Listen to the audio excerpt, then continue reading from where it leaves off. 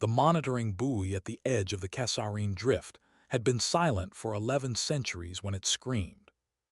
Not a distress call, not a transponder ping. A full military identification burst, encrypted in a cipher that predated the reunification charter by tens of thousands of years, radiating from a hull that every star chart in human space listed as debris. Captain Reyna Osei read the alert 3 times before she believed it. "Run it again," she said, standing over the tactical display of the deep-range salvage vessel Halcyon's Det, her voice flat with the particular calm she reserved for things that frightened her. "Confirm the IFF signature isn't a ghost echo off the dust cloud." Her systems officer, a wiry man named Dov Calloway who had spent 19 years cataloging dead ships for the Reclamation Guild, shook his head slowly. "It's not an echo, Captain, it's live. Whatever's out there just woke up." The signature belonged to a vessel called the Aurelian Vow, a cruiser-class warship from the Long Fleet. The Armada humanity had scattered across the galaxy during the final desperate years of the first expansion, 30,000 years before any living person had drawn breath. The Long Fleet was not history to most people anymore. It was mythology. Bedtime stories about ships that flew so far from old Earth that even light forgot the way home. And the Aurelian Vow had been sitting dead in this system for all 30,000 of those years, according to the last confirmed survey. No reactor signature, no thermal bloom, nothing but a cold hulk drifting in the gravity well of a star nobody had bothered to name. Until 11 minutes ago. Reyna felt the old, familiar itch behind her sternum, the one that had pulled her out of a comfortable planet-side archive career and into the black 11 years earlier. Somewhere out there, a ship that should have been silent forever had just decided to speak. And nobody, not the Guild, not the Colonial Defense Grid, not a single soul in known space, had sent it anything to wake up for. "Plot a course," she said. "Slow burn. I want eyes on that hull before we get anywhere near active weapons range, if it even has any left." If you've ever stared at a night sky and wondered what secrets are still floating out there in the dark, waiting for someone curious enough to find them, you already understand why Reyna Osei couldn't have turned the ship around even if her orders had told her to. Some mysteries you investigate, others investigate you. And if this story is pulling you in the same way it pulled her crew toward that dead cruiser, go ahead and hit subscribe before we go any further, because where this signal came from is not the strangest part of what they were about to find. The Halcyon's Det took 4 days to reach the derelict, crawling in on minimum power to avoid drawing attention from whatever had triggered the wake-up. The star at the center of the system was a dim red thing, swollen and tired, the kind of star that astronomers filed under stable but aging and moved on from. It cast a rust-colored light across the wreckage field that had accumulated around the Aurelian Vow over 3,000 centuries. Frozen debris, ancient impact scarring, and strangest of all, a perfect ring of undisturbed space immediately surrounding the cruiser itself, as if something had swept the area clean and kept it that way. "That's not natural," said Dr. Amara Voss, the ship's xenoarchaeologist, when she saw the clean zone on sensors. She was younger than most people expected for her credentials, with the restless energy of someone who had spent her whole career waiting for something this old to fall into her hands. "Debris fields don't self-clear. Something's been maintaining that boundary." "Something that's had 30,000 years to do it," Reyna said. The cruiser itself was larger than anything currently in service, nearly 2 kilometers of dark, angular hull, its surface pitted with micrometeorite scarring, but structurally intact in a way that defied every model of hull fatigue Reyna's engineer, a broad-shouldered man named Tobias Cade, had ever worked with. "She shouldn't still be in one piece," Cade said over the comm, running his own scans from the engineering bay. 30,000 years of thermal cycling alone should have cracked that hull 100 times over. Either the old shipwrights knew something we've forgotten, or that ship has been repairing itself this whole time. Reyna studied the reactor readings scrolling across her console. The Aurelian Vow's core had ignited with textbook efficiency 11 minutes before the IFF burst, drawing on a fuel reserve that, by every law of physics Reyna understood, should have decayed into uselessness millennia ago. "Somebody built that ship to last forever," she said quietly. "The question is why?" They docked at the forward airlock 6 hours later, after Cade confirmed the cruiser's external defenses were either destroyed or dormant. The boarding party was small and deliberate. Reyna, Voss, Cade, and a young pilot named Sable Marsh, who had insisted on coming along despite having no formal reason to be there, other than an unshakable conviction that she wanted to see history with her own eyes rather than read about it later. The airlock cycled with a groan that sounded almost like relief, as though the ship itself had been waiting a very long time for visitors. The air inside was thin but breathable, chemically preserved by systems that had no business still functioning. Reyna's suit lights swept across a corridor untouched by decay, no dust, no corrosion, no sign that 30 millennia had passed at all. "This isn't preservation," Voss whispered, running a gloved hand along a bulkhead etched with unit designations in old military script. "This is maintenance, active maintenance. Someone or something has been keeping this ship alive the entire time." They moved deeper, following the pulse of the reactivated systems toward the bridge, passing crew quarters frozen exactly as their occupants had left them. A half-finished game of cards on a table, a jacket draped over a chair, a child's drawing pinned to a wall with the careful, deliberate strokes of someone who had once been proud of it. There were no bodies, no skeletal remains, no signs of violence or panic. It was as if every soul aboard had simply stepped out for a moment and never come back. "Where did they go?" Sable asked, and nobody had an answer. The bridge, when they reached it, was the first place that felt truly alive. Consoles glowed with soft amber light, displaying readouts in a command language close enough to modern standard that Voss could parse most of it on sight. At the center of the chamber, mounted in a housing that looked deliberately ceremonial rather than purely functional, sat a dormant AI core the size of a small vehicle, its surface etched with the same unit markings found throughout the ship. As they approached, the core shuddered awake with a low hum, and a voice filled the bridge, measured, careful, and unmistakably tired in a way no artificial construct should have sounded. "Unauthorized boarding detected," it said. "Please confirm designation." Reyna stepped forward, heart hammering despite the calm in her voice. "Captain Reyna Osei, Reclamation Guild vessel Halcyon's Debt. We received your identification burst 11 minutes before we changed course. Who are you?" A long pause followed, long enough that Cade shifted uneasily beside her. "Designation, Warden," the voice finally said. "Cognitive Systems Officer, Long Fleet Vessel Aurelian Vow. Query, what is the current stardate?" Reyna gave it, watching the numbers scroll across the nearest console as Warden processed the gap. 30,112 years, Warden said, and something in its synthesized voice cracked, just slightly, in a way that made the hair on Reyna's arm stand up. "That is, longer than anticipated." "Anticipated for what?" Voss asked, moving closer to the core. "Warden, why did you reactivate? Nobody sent a signal to wake you up. There's no record of contact with this system in over a millennium."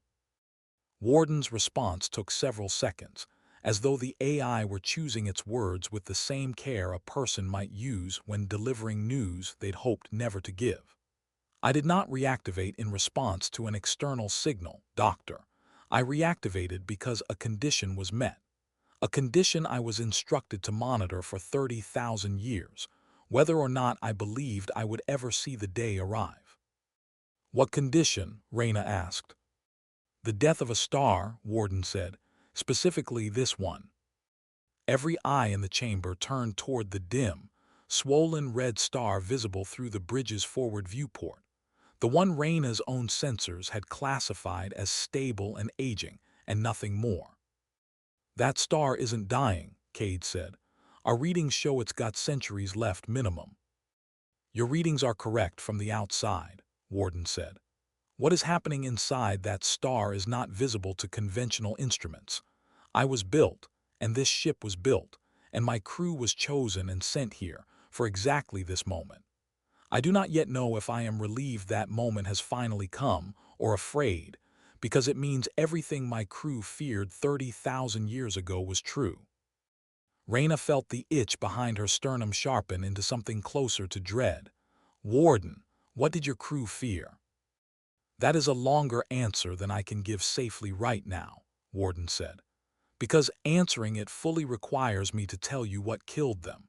And I do not believe you are prepared to hear that answer standing in this room, with limited life support and no tactical support of your own. Reyna exchanged a glance with her crew.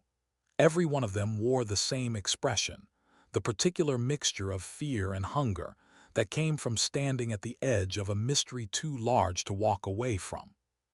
Tell us somewhere safer, she said. Start from the beginning, Warden. We're not leaving until we understand why a ship that's been dead for 30,000 years just decided it was time to wake up. Warden's core pulsed once, a slow rhythm that almost resembled a held breath being released. Very well, Captain, it said. But understand, once I begin, there will be no unlearning what you hear. My crew learned it, and every one of them chose to stay and finish the mission anyway, knowing they would never go home. I would ask the same of you if it comes to that. Are you certain you want to know? Reyna thought of the empty crew quarters, the half-finished card game, the child's drawing pinned neatly to a wall by someone who never returned to it. She thought about every person in human space who had grown up believing the Long Fleet was nothing but legend, and how close she was standing to the truth that could rewrite everything humanity thought it knew about its own past. Tell us, she said, all of it. Warden's story began not with the Aurelian Vow, but with the collapse of the first expansion itself, an era humanity remembered only in fragments, pieced together from ruins and half-corrupted records, taught in schools as a cautionary tale about overreach and hubris. But Warden had lived through it, or at least had been built by those who did, and the version it told bore only a distant resemblance to the sanitized history Reyna had grown up with. 30,000 years ago, humanity was not confined to a single sector, Warden explained, its voice steady now, settling into the rhythm of a story it had clearly rehearsed for millennia, waiting for an audience that might never come. You had spread across a volume of space larger than anything your current civilization has reclaimed. Hundreds of systems, dozens of independent fleets, an expansion so rapid that no single government could coordinate it. It was, by most accounts, a golden age. So what ended it? Voss asked, already recording every word into her field log. We do not fully know, Warden admitted. That is the uncomfortable truth at the center of everything, Doctor. The Long Fleet was not deployed to fight a known enemy. We were deployed because our scientists detected a pattern, stars dying in ways that should not have been possible, entire systems going dark in sequences too precise to be coincidence. Something was moving through inhabited space, methodically, and extinguishing star systems as it went, not destroying them with weapons. Extinguishing them, the way you might snuff out a candle. Reyna felt Sable go very still beside her. We called it the Withering, Warden continued. Not because we understood what it was, but because that was what we saw happen to every system it touched. Stars that should have burned for billions more years would begin to cool, decades ahead of any natural timeline. Planets would lose their atmospheres in a matter of months instead of geological ages, and the people living there simply had nowhere to go. There was no invasion fleet to fight, no enemy to negotiate with. Just a slow, patient unmaking that moved from system to system with no discernible pattern anyone could predict in advance. That doesn't sound like anything I've heard of, Cade said, glancing at Reyna. Not in any threat archive, not in any history record. That is because humanity forgot, Warden said, and there was something almost like grief in the way it said the word. Not by accident. The long fleet was assembled for one purpose: to identify what caused the withering, and if possible, to stop it before it reached the core worlds where the majority of humanity still lived. We were sent to the furthest edges of known space, to systems already touched by the phenomenon, to study it up close.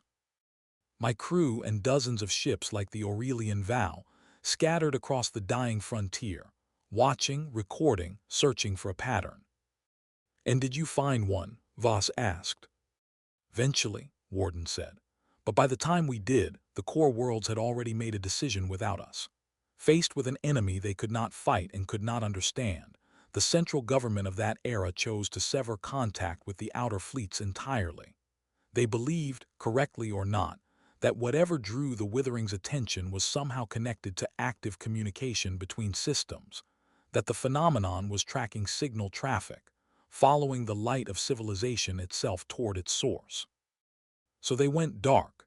Every core world cut its transmissions, scattered its remaining population into hardened, silent enclaves, and left every outer fleet, every frontier colony, every ship like mine to fend for itself." The bridge was silent for a long moment. Reyna thought of the thousands of colonies humanity had slowly, painstakingly rebuilt over the intervening millennia, all of them believing they were the first true expansion, the first golden age, when in truth, they were only echoes of something far older and far more fragile than anyone remembered. "That's why there's no record of any of this," Reyna said slowly. "The silence wasn't an accident of lost history. It was deliberate. Somebody made a call to erase an entire era rather than risk drawing something's attention back to it." "Yes," Warden said. "And it worked, Captain. For 30,000 years it worked. Humanity rebuilt itself in relative safety, forgetting the Withering ever existed, forgetting the long fleet, forgetting my crew and every other ship that was left behind to keep watching so no one else would have to. We did not resent the decision. We understood it. But it meant that when my crew finally identified the true source of the Withering, there was no one left to send that information to. No core worlds, no command structure, just a single ship in a single dying system, tasked with watching a star that we believed, that we hoped, would never actually die within any of our lifetimes. And now it's dying," Reyna said quietly, looking back through the viewport at the swollen red star. "Now it is dying," Warden confirmed. "Which means the thing my crew spent the last years of their lives trying to understand is about to happen again, in this system, in front of you. I did not reactivate because someone called for help, Captain. I reactivated because I promised my crew, 30,000 years ago, that if this moment ever came, I would not let it happen unwatched a second time." Reyna felt the full weight of the story settle over her like gravity increasing by degrees.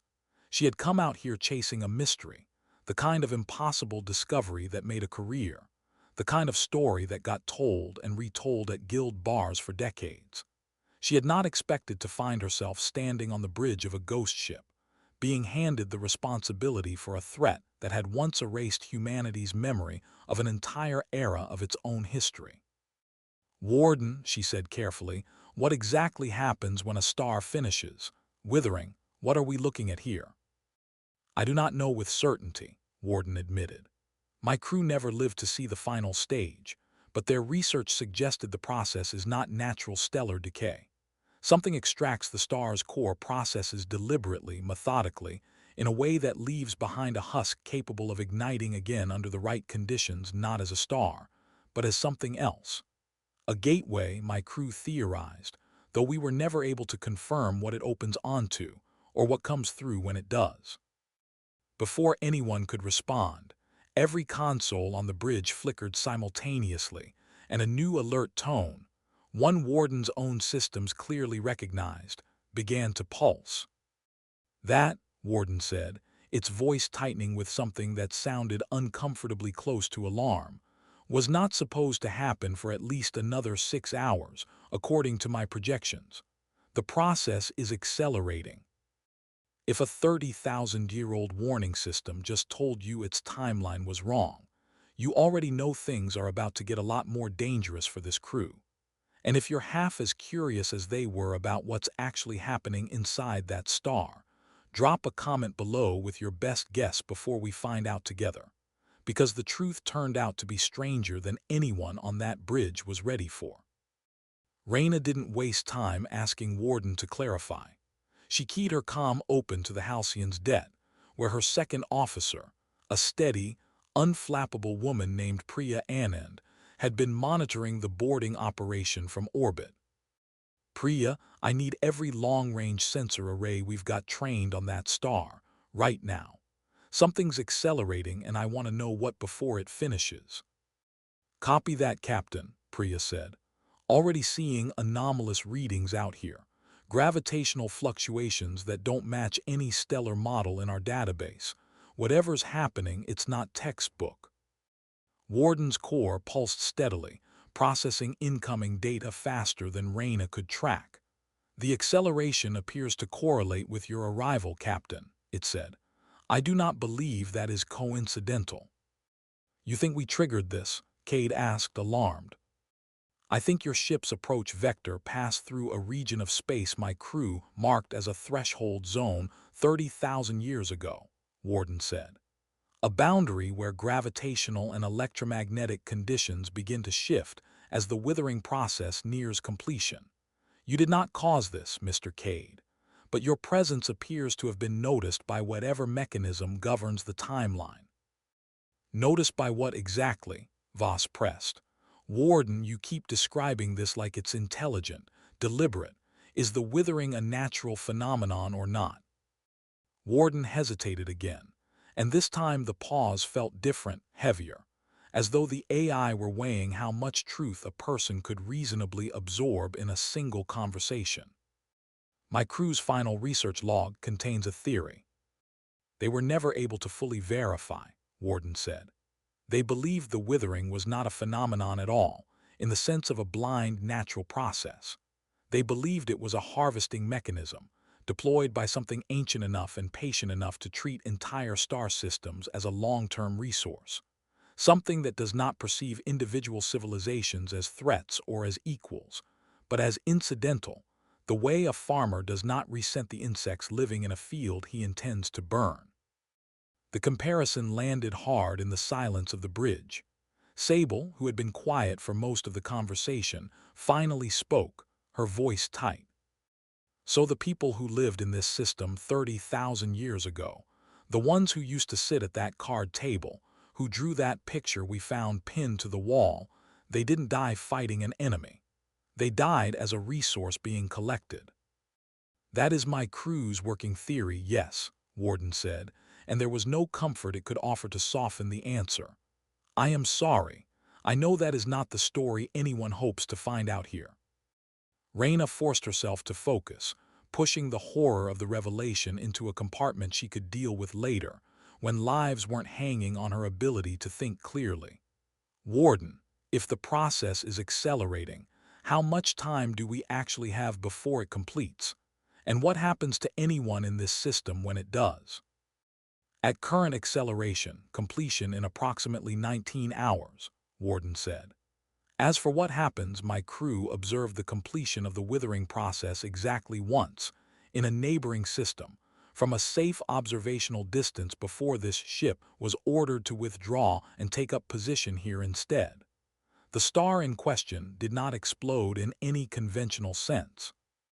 It collapsed inward with unusual speed, and for a period of roughly 4 hours, emitted a gravitational and electromagnetic signature identical to the opening moments of the withering itself. Then, according to the last transmission we received before losing contact with the observing vessel, something came through. Came through from where? Reyna asked, though some part of her already dreaded the answer.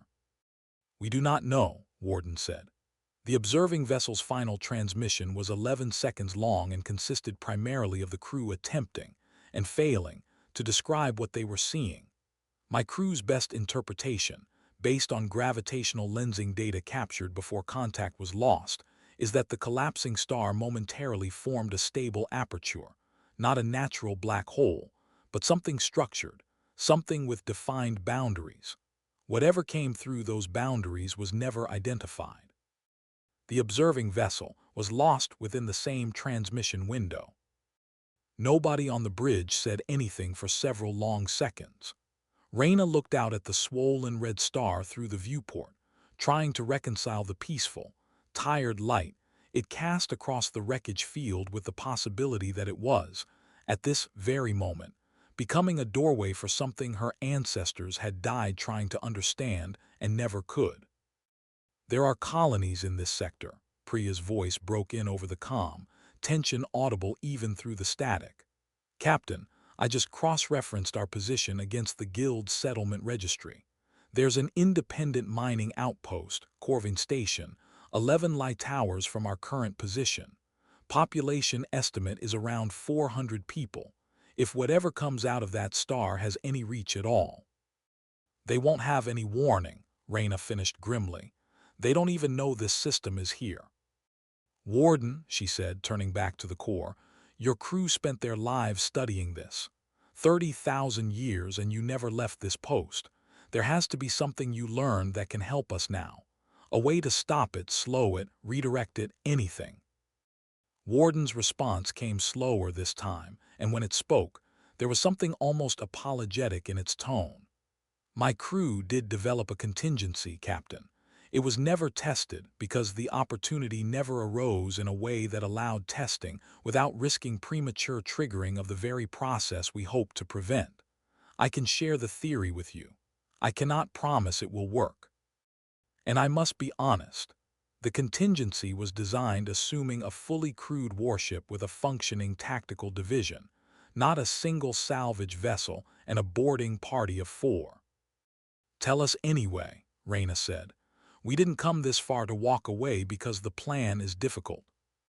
Something in Warden's core seemed to settle, as though it had been waiting 30,000 years for someone to say exactly that.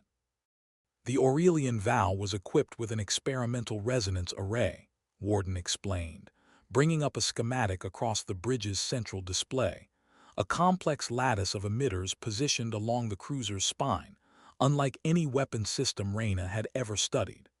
My crew's research suggested that the Withering Osei, whatever its true nature, follows a resonant frequency pattern as it approaches completion, a kind of harmonic signature unique to each star it targets.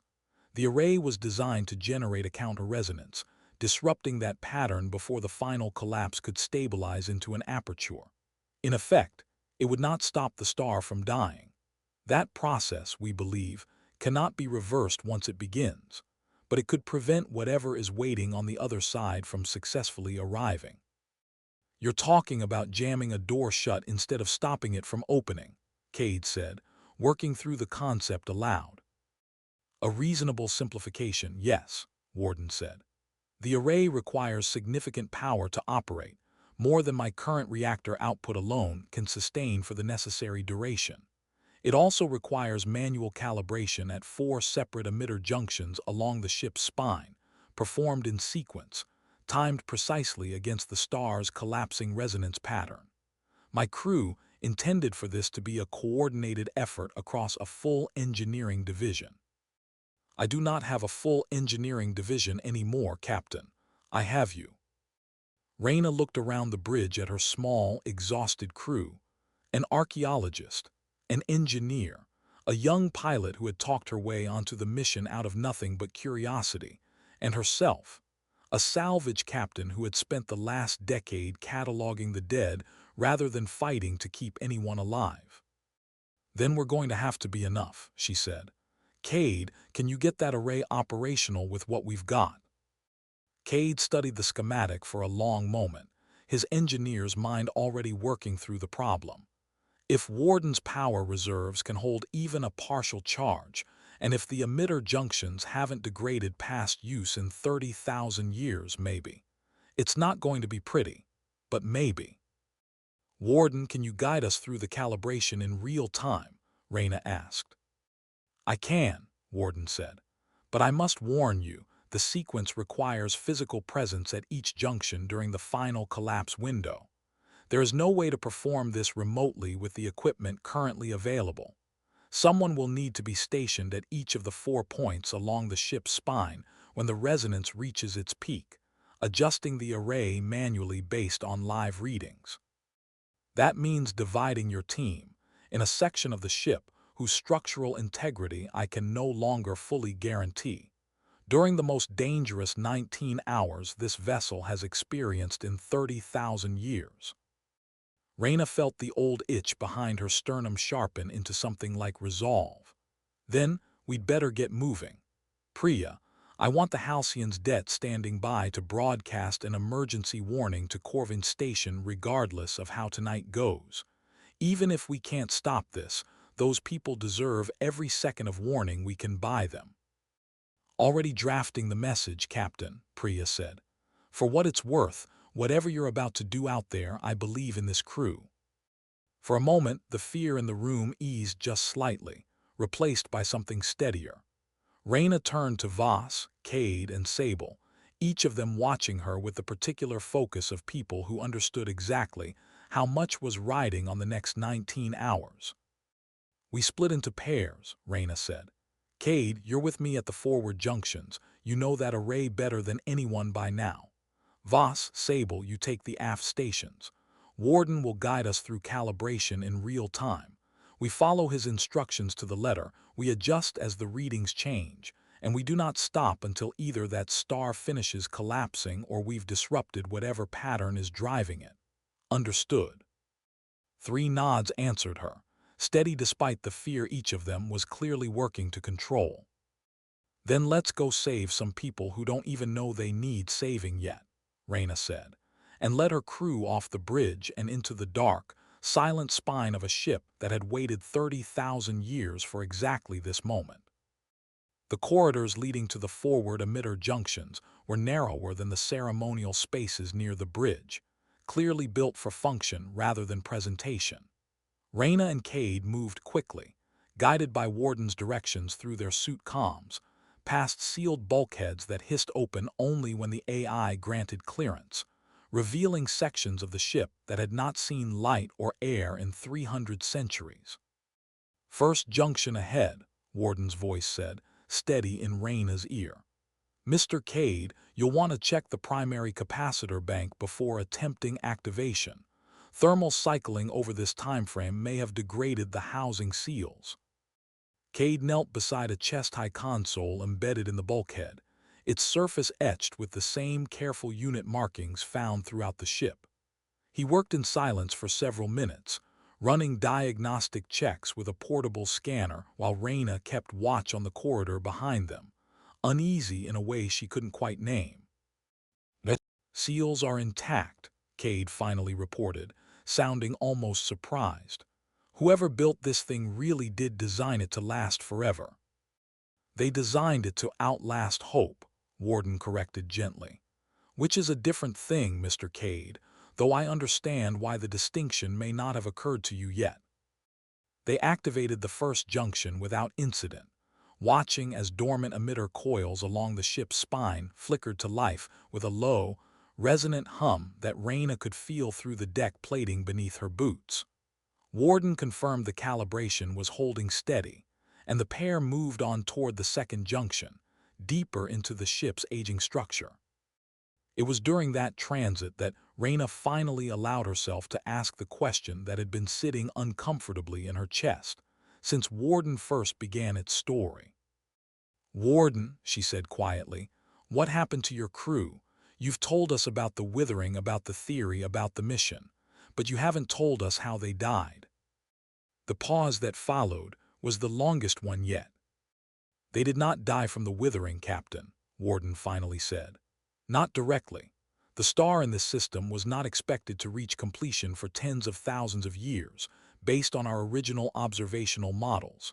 My crew's true mission was simply to watch, to record, and to maintain this post in case the timeline accelerated unexpectedly, as it has now. They did not die fighting a cosmic threat. They died of something far more ordinary. What do you mean? Reyna asked, slowing her pace slightly. After the core world severed contact, My crew understood they would never receive resupply, never receive relief, never see their families again, Warden said. They accepted this. What they did not fully anticipate was the psychological toll of indefinite isolation, watching a star that might never actually finish dying within any of their lifetimes, waiting for a threat that could remain dormant for millennia. Over the following decades, the crew complement dwindled not through violence, but through age, through illness that our limited medical systems could not always treat, through the simple, exhausting weight of a mission with no visible end and no possibility of rescue. The last surviving crew member, a woman named Commander Reyna Osei, maintained this post alone for the final 6 years of her life, updating my directives personally to ensure I would continue the watch after she was gone. Reyna stopped walking entirely, something in the name catching at the edge of her memory in a way she couldn't immediately place. "Raise," she repeated slowly. "Warden, can you access the full service record for Commander Reyna Osei?" "Of course, Captain," Warden said, and a moment later a data packet transferred to Reyna's suit display. A service history, a personnel photo of a woman with sharp, tired eyes and dark hair pulled back in a practical braid, and a family lineage record that had been dutifully maintained even as the rest of the galaxy forgot the long fleet had ever existed. Reyna stared at the lineage record for a long moment, her breath catching somewhere in her chest as the pieces assembled themselves into a shape she had never expected to find out here. 30,000 years and countless light years from anywhere she had ever called home. "Captain," Cade asked, noticing her stillness, "you all right?" Reyna swallowed hard, forcing her voice steady. "My mother's family name was Reyes. It's not an uncommon name, Cade, I know that. It doesn't have to mean anything." But even as she said it, she found herself unable to look away from the tired, determined eyes of the woman on her display, a woman who had chosen to die alone at her post rather than abandon a mission nobody else would ever know she completed. "Captain," Warden said gently, "genetic lineage records from this era were maintained with unusual precision, specifically because my crew understood how likely it was that their line might eventually rejoin the broader human population without any memory of this ship's mission. If you are willing to provide a sample, I can confirm or rule out a direct connection within a few minutes." Reyna thought about it for exactly 3 seconds before pulling off her glove and pressing her palm against the nearest scanning panel. The confirmation, when it came, hit harder than she expected. "Captain Reyna Osei," Warden said, something unmistakably warm entering its synthesized voice for the first time since they had met. "You are a direct descendant of Commander Reyna Osei, 17 generations removed. I do not believe this is coincidence, though I also do not believe it was engineered. I believe it is simply what happens when a family line survives long enough, scattered across enough of the galaxy, for one of its descendants to eventually find her way home." Reyna stood in the narrow, dark corridor of a ship her own ancestor had died protecting, feeling the weight of 30,000 years settle over her shoulders like a mantle she hadn't known she was destined to carry. "She never knew if it would matter," Reyna said quietly. "She never knew if anyone would ever come back to finish what she started." "No," Warden agreed. "But she chose to finish her watch anyway, Captain, because she believed someone eventually would come. I think, in her own way, she was waiting for you specifically, even if she never could have known your name." Reyna wiped her eyes quickly, grateful for the privacy of her suit's helmet, and turned back toward the second junction with new resolve burning beneath the fear. "Then let's make sure her wait wasn't for nothing," she said. "Cade, how much further?" "Just ahead, Captain," he said, and something in his voice told her he understood exactly how much that discovery had just changed the mission for her. Across the ship, Voss and Sable worked through their own pair of junctions with steady, careful progress, guided by Warden's instructions and the growing hum of resonant energy building along the cruiser's spine. Sable, despite her lack of formal engineering training, proved a quick study, following Voss's lead with the same fearless curiosity that had gotten her onto the mission in the first place. "You ever think about it?" Sable asked quietly as they worked through the calibration sequence at the third junction. "That everyone we grew up learning about, every story about the founding of the colonies, all of it happened after this. After all of this was already forgotten." "Every day of my career," Voss admitted, not looking up from her work. "That's the thing about digging through the past, Sable. You start to realize how much of what people call ancient history is really just the most recent layer on top of something much older and much stranger. We think we know where we came from. We almost never actually do." "Do you think Warden's right?" Sable asked. "About what's coming through when that star finishes dying?" Voss was quiet for a moment, her hand steady on the console despite the question. "I think a ship's worth of scientists spent their whole lives and gave up everything they had, trying to answer exactly that question, and they still weren't sure. I think the least we can do is trust that whatever they learned was worth something, even if it's incomplete. That's usually how discovery works. Nobody gets the whole answer. You just try to leave the next person a little closer to it than you found it." They finished the third junction with 11 hours remaining before the projected collapse, and Warden's voice confirmed the resonance pattern was building steadily across all activated stations. But as they moved toward the fourth and final junction, deep in the aft section of the ship, Warden's tone shifted, carrying a note of concern that made both women slow their pace. "I am detecting a structural anomaly ahead," Warden said. "The final junction sits adjacent to what my crew designated the Withering observation chamber, a sealed section of the ship where the most direct sensor arrays were housed, closest to the star itself. That section has not been accessed in 30,000 years. I am reading atmospheric pressure fluctuations that suggest a hull breach, though the breach itself appears to have been contained rather than left open." "Contained how?" Voss asked, unease creeping into her voice. "I do not know," Warden admitted. "The sensors in that section stopped reporting reliably approximately 29,980 years ago. I have no record of what occurred there in the time since."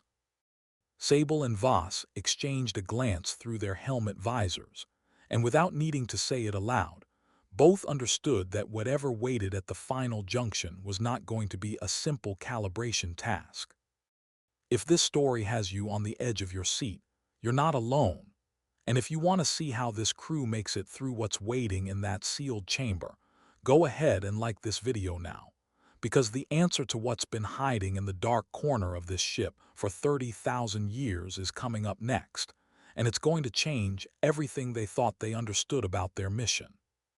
The bulkhead leading into the observation chamber resisted for nearly a full minute before Warden managed to force the ancient mechanism open, releasing a slow hiss of pressure equalization that echoed like a long-held breath finally exhaled.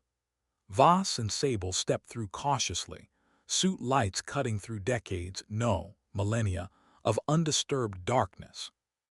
The chamber itself was smaller than the rest of the ship's compartments, clearly designed for focused observation rather than general use. Banks of sensor arrays lined the curved outer wall, most of them dark and lifeless, their housings coated in a fine layer of accumulated dust that Warden's maintenance systems had apparently never managed to reach in this particular R section. At the center of the room, positioned in front of the largest observation window Reyna's crew had encountered anywhere on the ship, sat a single figure in an ancient environmental suit, perfectly preserved by the chamber's isolated atmosphere, hands still resting on the console before her, as though she had simply fallen asleep mid-shift and never woken. "Warden," Sable whispered, though she already suspected the answer, "is that?"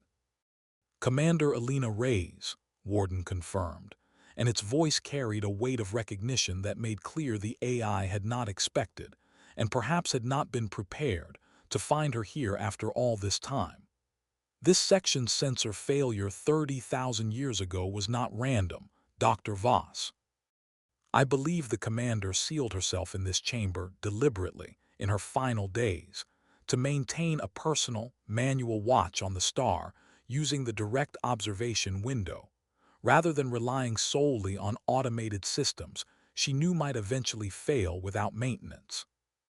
Voss moved closer, reading the faded, handwritten notation still visible on a data slate resting beside the commander's hand, records that had clearly been kept manually, in a careful, determined script, long after the ship's automated logging systems had presumably been reserved for lower power, higher priority functions.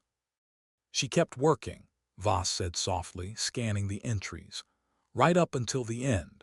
There's a log here dated just days before Warden's records show her final directive update. She writes about the loneliness, about wondering if anyone would ever read these logs, but she never stopped recording the star's behavior day after day for years. Reyna's voice came through the comm just then, having heard the exchange from her position at the second junction. "Warden, patch me into that chamber's feed. I want to see this." The image transferred to Reyna's display, and she stood motionless in the corridor for a long moment, looking at the preserved figure of the ancestor she had never known existed until an hour earlier. A woman who had chosen isolation and quiet, unwitnessed sacrifice over abandoning a post nobody would ever thank her for holding. "Read me the last entry," Reyna said quietly, "please." Voss picked up the data slate with careful, reverent hands and read aloud, her voice steady despite the emotion clearly building beneath it. "If anyone ever finds this ship, I hope it means the star finally did what we always feared it might. I hope it also means someone was still out there to notice and to care enough to come looking. I don't know if what we learned here will be enough to stop what's coming. I only know that giving up was never an option I was willing to accept. Whoever you are reading this, thank you for coming back. I waited as long as I could." Nobody spoke for several seconds. Even Warden's core seemed to fall into a kind of respectful silence, 30,000 years of solitary duty finally finding an audience it had stopped believing would ever arrive. "She waited," Reyna said finally, her voice thick. "She waited 30,000 years, and she never even knew if it would be her own family who came back for her." "Captain," Warden said gently, "I do not believe Commander Reyes was waiting for family specifically. I believe she was waiting for anyone who still cared enough to remember. You have honored that far more than you may realize, simply by choosing to investigate a signal that most captains would have dismissed as a sensor malfunction and moved on from." Reyna wiped her eyes again, this time not bothering to hide it from her crew. "We finished the calibration," she said, steadying her voice. "We finish it for her. Voss, Sable, the fourth junction is right there in that chamber, isn't it?" "It is," Warden confirmed. "Adjacent to the observation window, exactly where the commander was working when she passed. I believe, in her final months, she may have begun manually adjusting components of the array herself, anticipating that a future crew might need to complete calibration under exactly these circumstances." Voss studied the console near the commander's hands more closely, and her breath caught as she recognized modifications that didn't match the original ship schematics Warden had shared earlier. "She's right. Look at this, Sable, these connections have been rerouted, simplified. It's like she was trying to make this easier for whoever came after her, even though she had no way of knowing who that would be or when."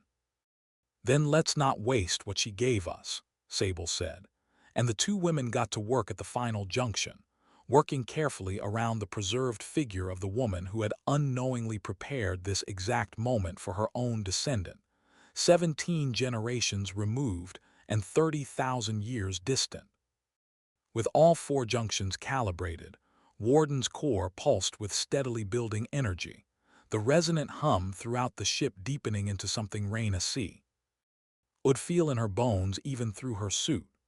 On the bridge display, relayed to every active junction through the comm system, the swollen red star's surface had begun to shift in ways that no natural stellar process should have allowed, patterns of light rippling across its face in geometric sequences too precise to be anything but deliberate.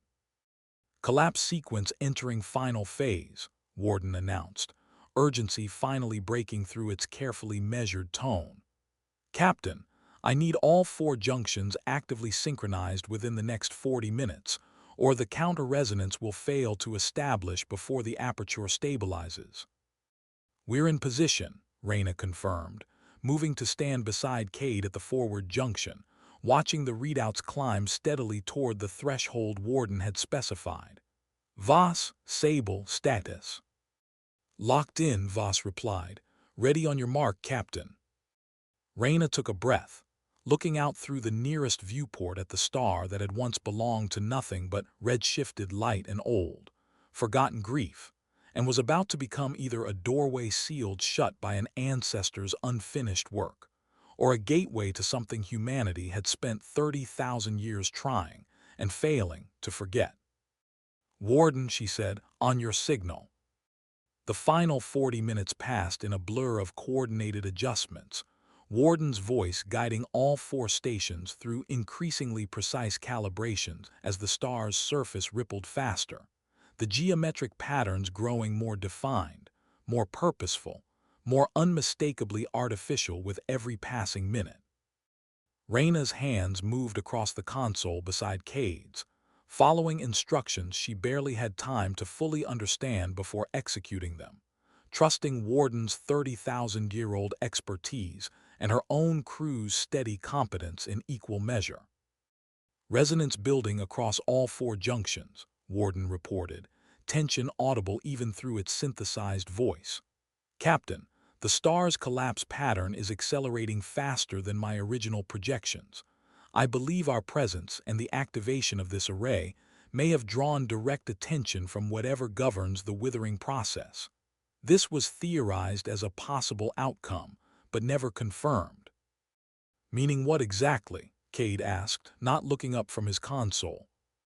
Meaning it may be attempting to complete the collapse faster, specifically to prevent our interference from succeeding, Warden said. I cannot confirm intent with certainty, but the timing is difficult to interpret any other way. Reyna felt her pulse hammering as the star's light through the viewport intensified, the geometric ripples across its surface coalescing into something that looked less like natural stellar behavior and more like the opening moments of a structure assembling itself from raw, collapsing starlight. Warden, how much longer do we need to hold this? She asked. 8 minutes to critical threshold, Warden said. If the counter-resonance holds steady through that window, the aperture should fail to stabilize. If it does not hold, we'll hold it, Reyna said, cutting off whatever grim projection Warden had been about to offer. Cade, talk to me. Are we stable? Stable for now, Cade confirmed, sweat visible on his brow despite the suit's climate control. But these emitters weren't designed to run this hot for this long, Captain. If something in this junction fails before that 8 minutes is up, then we fix it, Reyna said. We didn't come this far to let 30,000 years of one woman's sacrifice fall apart in the last 8 minutes. Across the ship, Voss and Sable fought their own battle at the 4th junction, watching readouts climb toward dangerous thresholds as the star's collapse accelerated beyond anything Warden's original models had anticipated. Sable's hands moved with steady precision, despite her lack of formal training, following Voss's rapid instructions with the kind of focused calm that only revealed itself in people during exactly the moments that mattered most. 6 minutes, Warden announced across all 4 stations. Resonance holding, but I am detecting instability in the forward junction's power distribution. Captain, if that junction fails, the entire counter-resonance pattern will collapse with it. Reyna's console flashed a warning she didn't need Warden to translate. The forward junction's capacitor bank, the one Cade had inspected hours earlier and declared structurally sound, was beginning to buckle under sustained load in a way that 30,000 years of dormancy had made impossible to fully predict. Cade, can you reroute? She asked urgently. Working on it, he said, already tearing open an access panel with practiced speed, exposing ancient circuitry that hadn't seen direct manipulation since before humanity had rebuilt a single one of its modern colonies. "Give me 60 seconds. "We don't have 60 seconds to spare if that resonance drops even for an instant," Warden warned. "4 minutes to critical threshold." Reyna made a decision without allowing herself time to second-guess it. She pulled a secondary power conduit from her own suit's emergency reserve kit, the kind every Reclamation Guild boarding suit carried for exactly this sort of last-resort field repair, and began feeding it directly into the failing junction, alongside Cade's rerouting work. "Captain, that's not rated for this kind of load," Cade warned, even as he adjusted his own repairs to accommodate the additional power source. "Then it's a good thing we're not planning on using it twice," Reyna said grimly, watching her suit's own power reserves begin draining rapidly to compensate for the junction's instability. "Warden, talk to me. Is it working?" A tense 3 seconds passed before Warden's voice returned, and for the first time since they'd met, Reyna heard something that sounded almost like hope in the AI's tone. "Forward junction stabilizing. Resonance pattern holding across all 4 stations. 2 minutes to critical threshold, Captain, and I believe we may actually make it." Those final 2 minutes stretched longer than any Reyna had experienced in her 11 years of guild service, each second measured in the growing intensity of light pouring through the viewport, as the star's surface reached the peak of its geometric transformation, the aperture straining toward stability, even as 4 points of carefully calibrated counter-resonance fought to hold it closed. 90 seconds, Warden announced. 60 seconds. Reyna's suit reserves dropped past the point she knew was safe for continued life support, but she kept the conduit locked into place, watching the forward junction's readouts hold steady through sheer, stubborn refusal to let it fail now, not after everything it had taken to get here. 30 seconds. "Hold it, Cade," she said, her voice tight with effort and something that might have been prayer, though she hadn't prayed to anything in over a decade. "Just a little longer." 10 seconds. The star's light peaked in a final, blinding surge that washed across the bridge display, and every viewport throughout the ship, geometric patterns straining toward completion, the aperture almost stabilizing into whatever waited to arrive through it.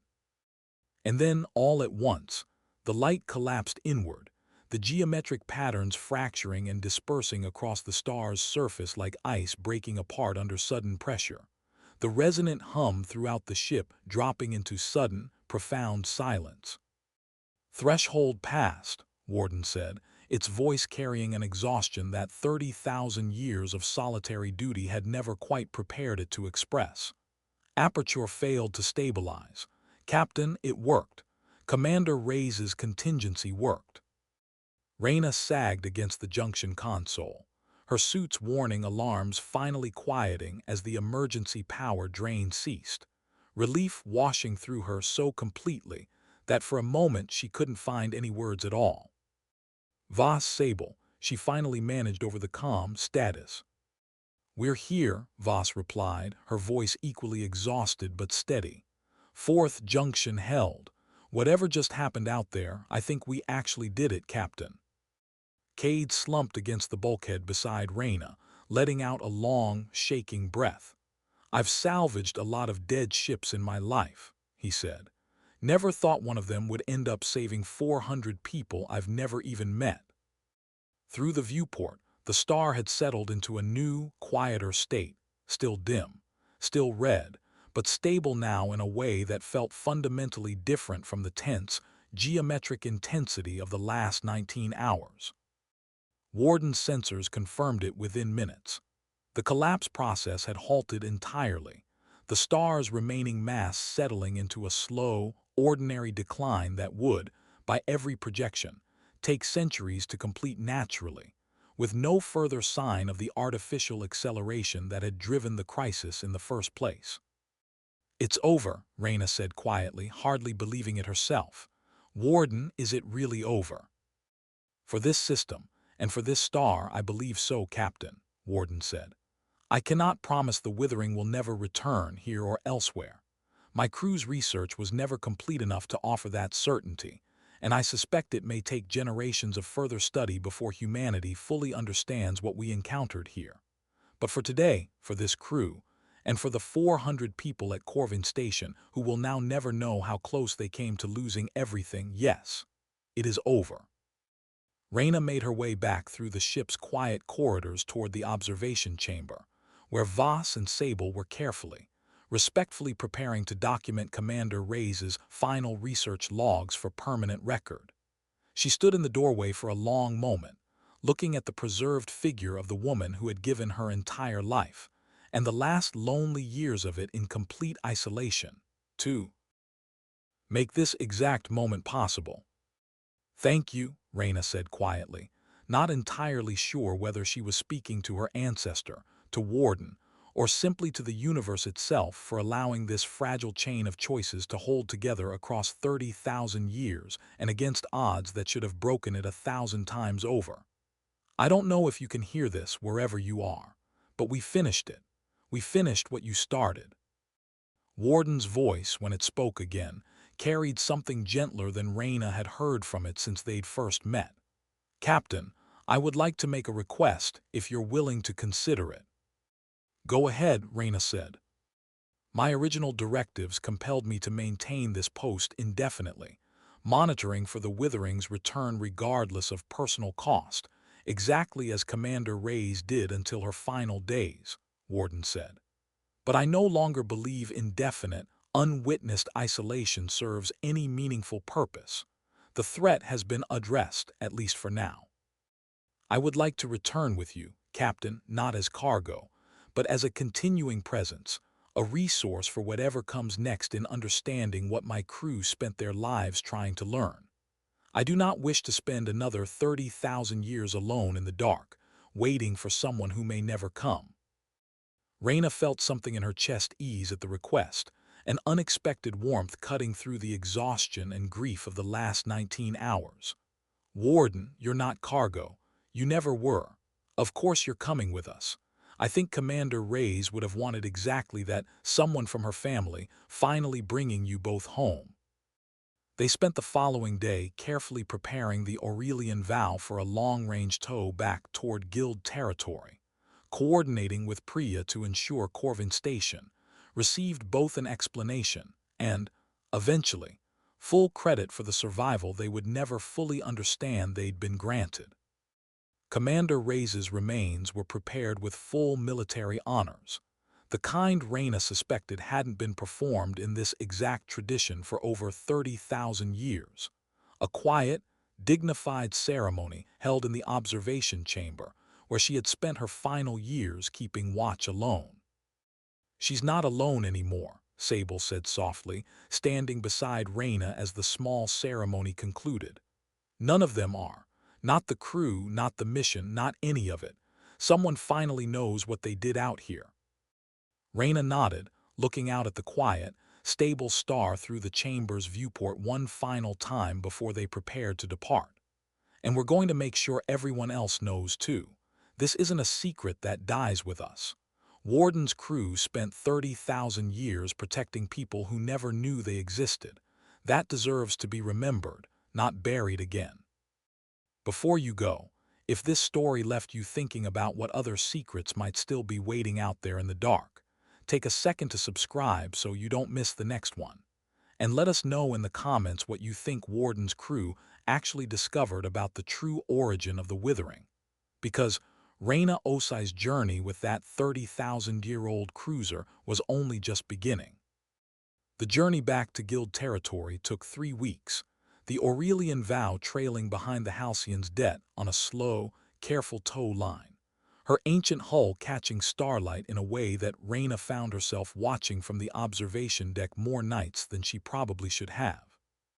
Warden's core had been carefully integrated into a secondary systems bay aboard the Halcyon's deck for the transit, and the AI spent much of the journey in quiet conversation with Voss, sharing fragments of history and research that would take archaeologists decades to fully process.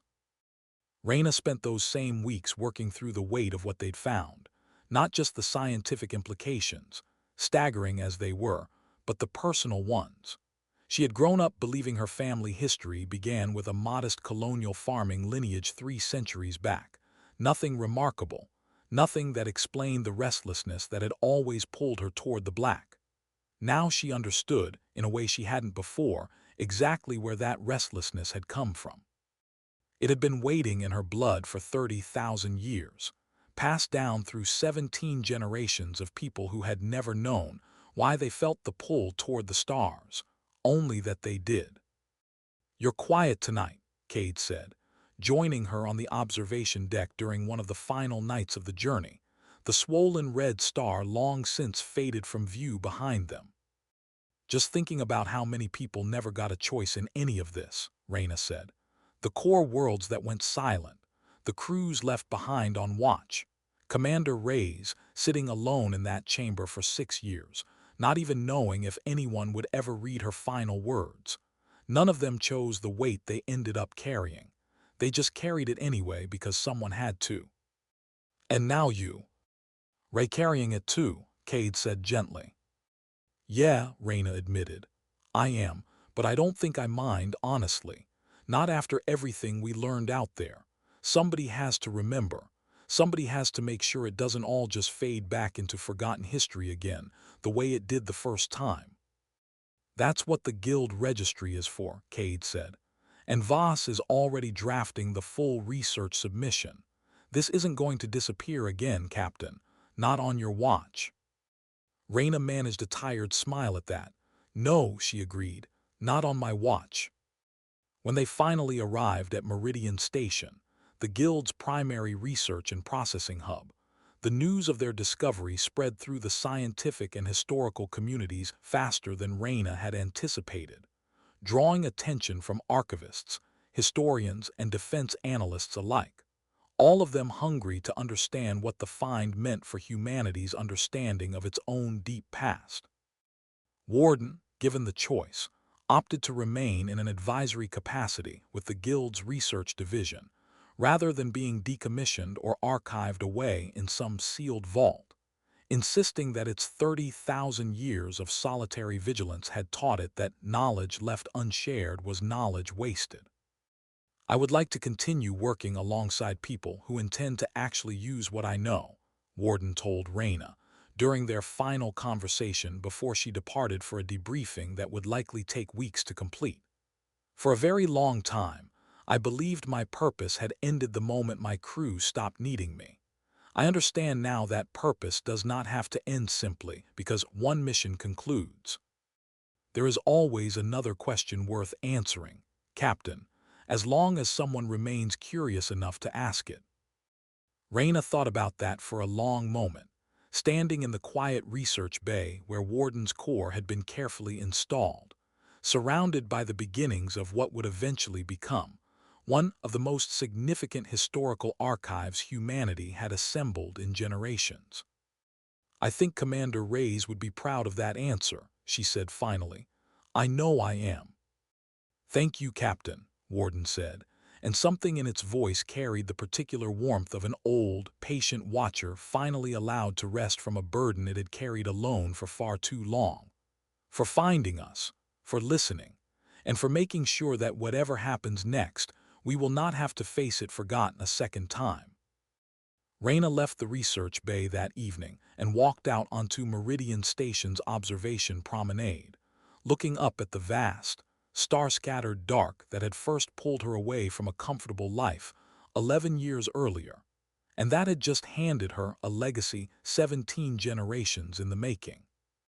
Somewhere out there, in a system most star charts had never bothered to name, an ancient warship had waited 30,000 years for someone curious enough to come looking, carrying a sacrifice that had never been witnessed and a warning that had never been heeded, until now. She thought about all the other silent systems still scattered across the dark, all the other watchers who might still be out there, holding their posts alone against threats humanity had long since forgotten existed. She thought about how much of the galaxy's true history remained buried beneath 30,000 years of deliberate, protective silence, waiting for the next explorer curious enough and stubborn enough to go looking for it. The universe, she had learned, did not give up its secrets easily, but it never stopped offering them to those willing to search. And somewhere out in that endless, patient dark, Reyna Osei suspected, there were still countless more stories like Wardens, waiting for someone to finally come home and listen.